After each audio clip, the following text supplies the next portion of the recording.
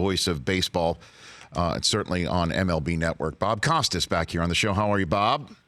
Hi, Rich. How you doing? Well, I'm just going to generally give you the floor. What do you think about what baseball did and what's and the penalties and everything surrounding all of this, Bob? Well, this is the defining moment of Rob Manfred's commissionership so far. He drew a very clear line in the sand.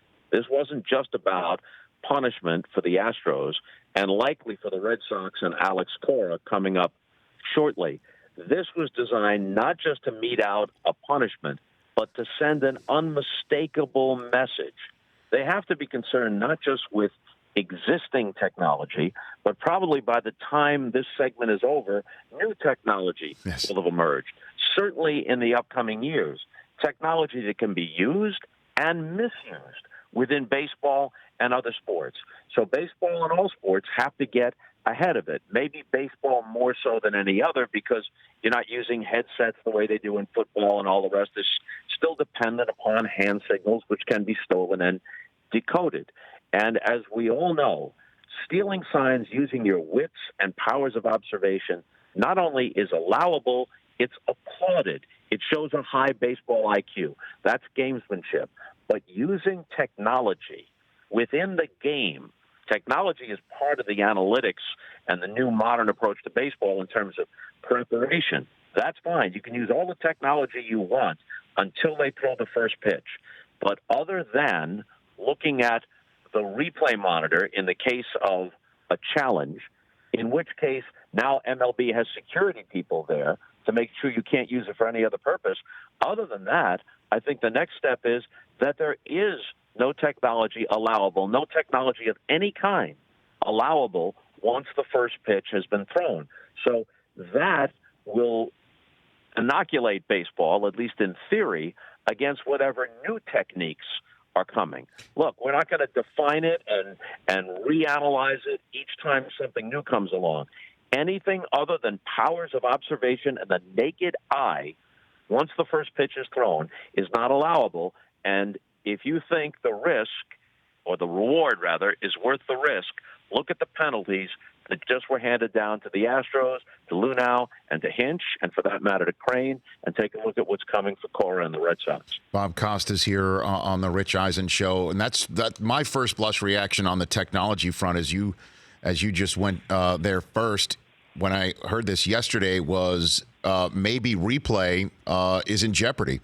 But you're basically saying having a babysitter next to whoever is part of the replay system in each Major League Baseball team to let a manager know in the clubhouse to challenge or not, that would handle it, along with the banning on any technology once a first pitch is thrown. Do you think that would actually bottle it up, Bob? Yeah, it would. And they can also put the replay system on, at least if you're talking about live shots, they could put that on a short delay.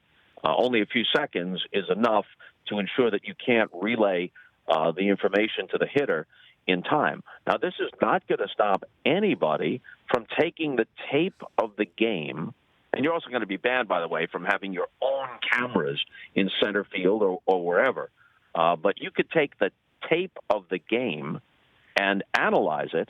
That's going to be done anyway. Players, as you know, look at their every at-bat to analyze what might have happened the last time they faced this pitcher or how they can get out of a slump. But what you're not going to be allowed to do is you strike out looking in the second inning, and before you come up again in the fourth or fifth, you've gone down the tunnel and you've watched every pitch of the at-bat. Now, that may be helpful in a legitimate way to the hitter, but the secondary aspect of that is that could be misused to cheat. So they're going to have to ban. They're going to have to ban that. You've also got, this is peripheral, but you've also got pace of play issues in baseball. And this is one of the many things that compounds that problem, because not only are teams attempting to steal information, but other teams are so paranoid about it that they're going through more signals than NASA requires for takeoff and landing. You've got catchers with information on their wristbands that look like they're quarterbacks. But the difference is in football, you got time between plays that's already built in. In baseball, you got these guys checking it between pitches. And some of this is interminable, and part of it, not all of it, part of it is because they're so concerned about espionage. Right, and the wristbands are different for each pitcher, as is the signal sequence for each pitcher. So if you have 2 or 3 pitching changes in the span of an inning or an inning and a half, and then the catcher gets a different wristband, and the pitcher has a different, I guess the Nationals had a different signal sequence that was placed under the bills of the caps of all the pitchers because they knew the Astros were coming to town. I mean, this is the sort of cat and mouse play that's been going on the last couple of years. Bob Costas here. And a whole lot of paranoia within the game. Right. And incidental, although obviously the focus is the Astros for now, and then soon enough the Red Sox. And they aren't just the teams accused, but they're the teams that have won 2 of the last 3 World Series, and it could have been all 3 because the Astros barely lost this past October. So it's very high profile, and it involves Hinch and Cora, who are universally regarded as 2 of the best managers in the game, and they're young, and they're appealing, and they're media-friendly, and they're popular. So for all those reasons, this is very high profile. But the report issued yesterday also indicated that the commissioner, in the course of this investigation, became aware that at least 8 other teams might very well have had schemes of their own. Those teams just weren't as successful. Bob Costas here on the Rich Eisen Show. And as you point out, I mean, we've had AJ Hinch here on the show many times. Also, after the hurricane displaced the Astros and obviously the Texans a couple of summers ago. And that was it's just a bummer, you know. It's like say it ain't so, AJ, and then you see that in the report to which you refer, Manfred said that Hinch let it be known he didn't like this to the point where he destroyed a couple of monitors. Then why did he not say let's hold off on the code red? I mean, he's the manager of the team. How do you? What is that mentality? What's that psychology at work here, Bob? Right. That to me is so mystifying. He wasn't a manager trying to find his footing. He was extremely well accepted. Look, in 2017, when the initial accusations are focused on, they hadn't yet won a World Series, but they were on their way to that. He had great respect in the clubhouse. At least one player is quoted in the report as saying, if AJ had told us to stop, we would have stopped. So AJ makes it clear, and I believe him, that he didn't initiate it and he didn't approve of it. In fact, as you said, he damaged 2 of the monitors they were using, which indicates disapproval. But he never flatly said, and I would think that this is the greatest regret of his life, he never flatly said, hey, guys, look, this is outside regular gamesmanship. This isn't allowed. We're good enough without this, and that's really the shame of it. They were good enough without this. It isn't like they needed this to achieve what they achieved. Luhnow is legitimately one of the brightest minds in the modern history of the sport. Hinch is an extraordinarily good manager. Look at the quality of their players. They didn't need to do this. It's a self-inflicted wound that if AJ had simply said, we're not going to do it, and anybody who tries to do it is going to have to hear from me, then the whole damn thing would have stopped. Let's talk a little bit about the fallout here, Bob. Bob Costas here on the Rich Eisen Show. Dodger fans in this town are pissed, not going to lie. They're very, very upset. They lost the 2017 World Series, albeit Game 7 was here in Los Angeles, where one imagines, I guess you could bring a trash can. But the Dodgers tweeted out a response, and as I'm sure they issued it in other conventional manners. I want to read it. All clubs have been asked by Major League Baseball not to comment on today's punishment of the Houston Astros, as it's inappropriate to comment on discipline imposed on another club. The Dodgers have also been asked not to comment on any wrongdoing during the 2017 World Series, and will have no further comment at this time. To me, that's akin to raising a banner in center field with a big Dodger blue asterisk, Bob. I'm wondering what you think. Well, it's pretty clear how many of the Dodgers and many of their fans are going to interpret this, and for that matter, other teams that along the way lost to the Astros in close series, like the Yankees. It's legitimate for Joe Girardi to wonder whether a close loss to the Astros, in which, is, if I recall correctly, they lost every one of the games at Minute Maid Park in a 7-game series, whether that close defeat winds up costing him his job. So there's a lot of fallout from this, but there's no way that these results are going to be voided. They didn't void the result of the 1919 World Series. The record book still says the Cincinnati Reds are the world champions. They didn't void Barry Bonds' single-season or career home run records, although any person with half a brain knows that as great as Bonds was on his natural merits, those achievements are not fully authentic, and neither are the statistics of many other players from the so-called steroid era. They're not going to take Gaylord Perry out of the Hall of Fame, although everybody knows he threw a spitball.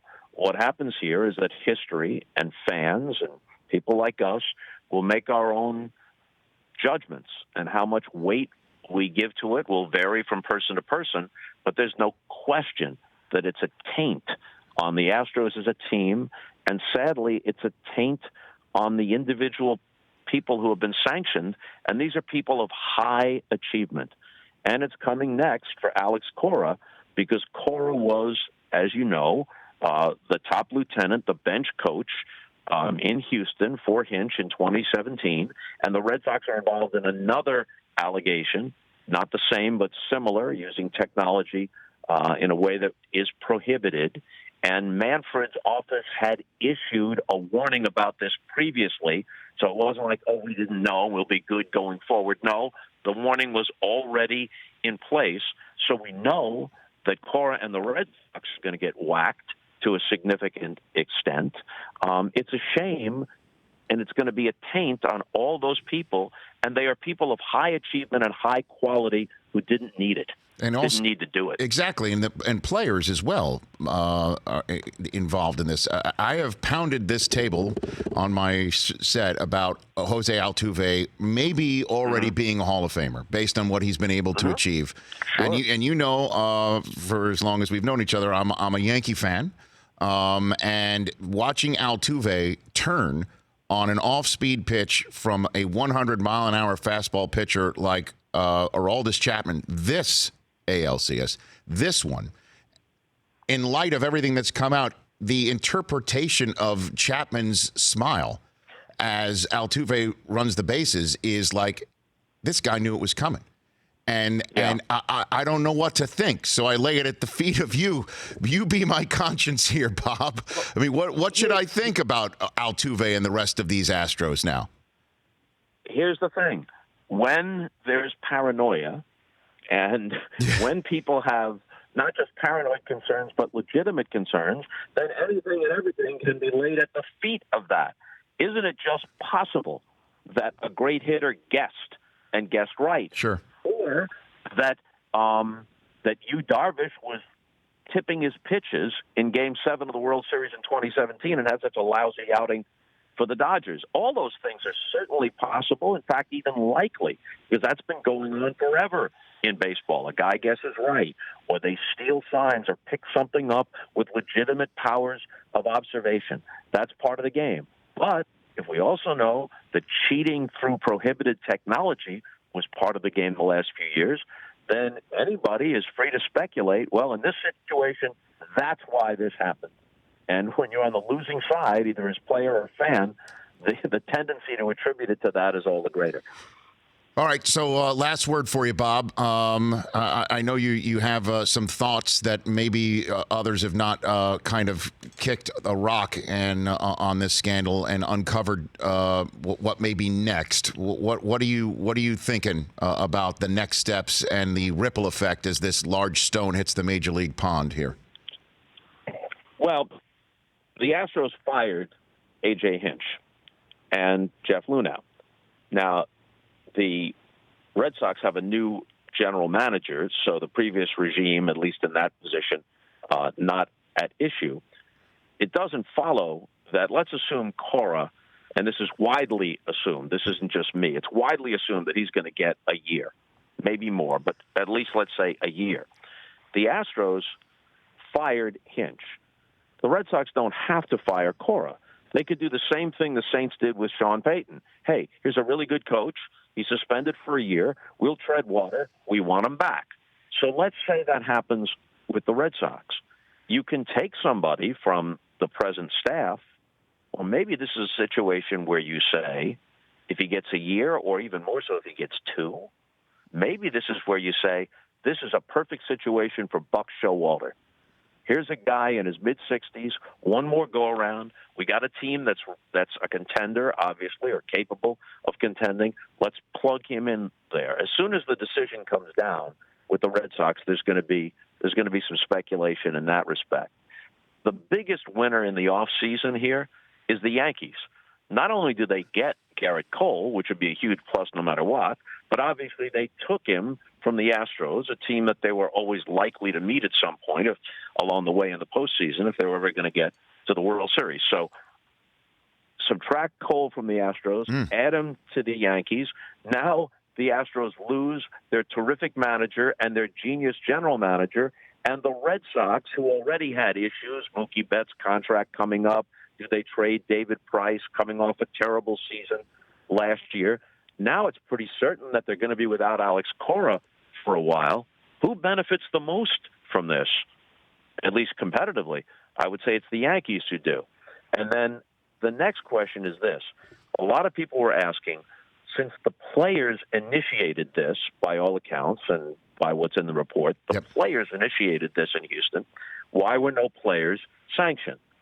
Manfred said, because, in effect, the adults in the room are the managers, the coaches, the front office. We hold them responsible for the culture.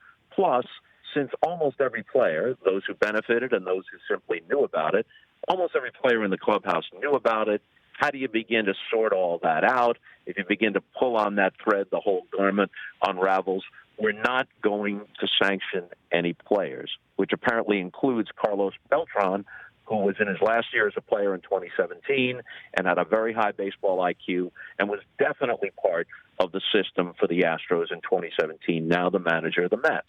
Okay, remember how during the steroid era, the position for the longest time of the Players Association was they were going to resist any kind of testing, any kind of meaningful punishments. And then eventually the players as a group said, hold on, we have an interest in this.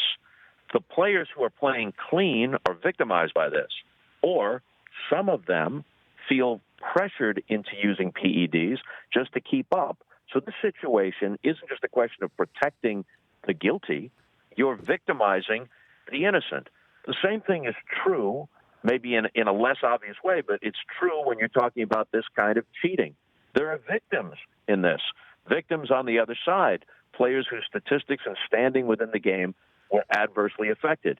So now, with an upcoming negotiation about to take place between management and the Players Association, I think a very good case could be made that we need to put specific penalties in place for players who take part in illegal cheating, not gamesmanship, but real cheating. We have to put it in place, and the way we're pitching this to Tony Clark and the Players Association is to say, if we assume that most of your players don't cheat and don't want others to cheat against them, then this is in our mutual interest to hammer out a fair and reasonable system that says, look, here are the penalties beforehand. The commissioner's not making it up on the fly. This is what will happen to you. And if all that is in place, you ought to have enough of a deterrent to everybody, players, coaches, managers, front office people, everybody in the game, to eliminate or substantially reduce this. Bob, you are the man, sir. You're the first person I thought of. Got to get on the show to talk about all this, and I really appreciate the time. Let's chat down the road very soon. Do you have any show left, considering how long I just went on? You know what, Bob? It's a 3-hour extravaganza. I know that. We're reshuffling the rundown as we speak. It was worth every second. How does that sound? And it is an extravaganza, Rich, for you every day. Talk to you soon. Take care, Bob. That's Bob Costas right here on The Rich Eisen Show. For more of The Rich Eisen Show, tune to Audience Channel 239 on DirecTV for free on BR Live or download The Rich Eisen Show app.